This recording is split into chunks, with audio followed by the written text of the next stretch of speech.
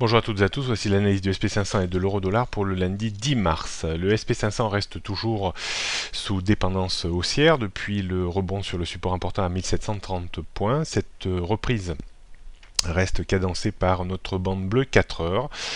Le titre a réussi à s'affranchir de la résistance à 1845 points qui était constituée par les points hauts de 2013 et de 2014. Une fois ce niveau débordé, la hausse reste toujours un petit peu poussive, mais à l'image un petit peu des hausses des mois précédents. Le potentiel de hausse reste relativement restreint à 1890, 1920, 25 grand maximum, avant de probablement soit se latéraliser, soit d'entamer de nouveau une correction technique en direction de trois niveaux de support qui ont été parfaitement bien formatés en début d'année à 1805, 1765 et 1730 points. Le premier niveau d'alerte serait maintenant la rupture de 1840 points, qui sonnerait un retour sur les trois niveaux potentiellement évoqués. La petite baisse de ce matin reste peu inquiétante pour le moment, tant qu'on reste au-dessus de notre bande bleue 4 heures qui évolue autour de 1860 points, donc il y a un petit peu de marge pour baisser sans pour autant voir le marché baisser davantage.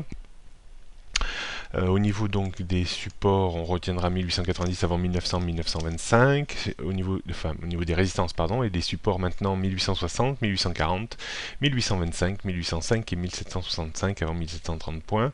La tendance reste haussière au-dessus de 1840 points, compte tenu des hausses qui sont relativement un peu larvées, de faible envergure. On tourne autour de toujours ce niveau de résistance important long terme vers 1860 points. Pas de stratégie pour le moment sur le SP500.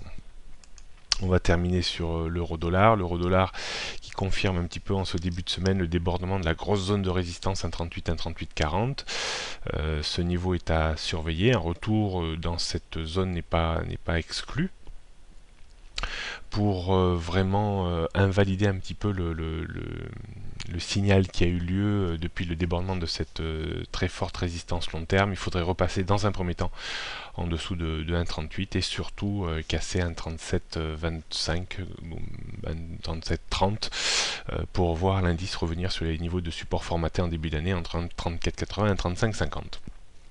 Pour le moment, la tension haussière reste relativement forte.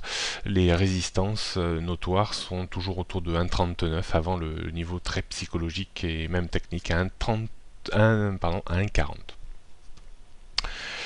Donc on retiendra les résistances vers 1,39 avant 1,40, support 1,38, 1,3723, 1,3650, 1,3550, 1,3480. La tendance reste très haussière au-dessus de 1,3723. Je vous avais conseillé pour la deuxième fois de vendre vers 1,38, 1,3840. C'est une stratégie qu'il faudra stopper soit en cas de rupture de 1,3910, soit en cas de retour vers 1,38, 1,3840 pour faire un break-even.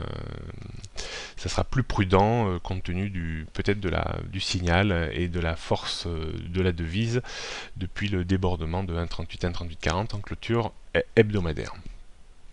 Prochaine analyse demain, mardi 11 mars.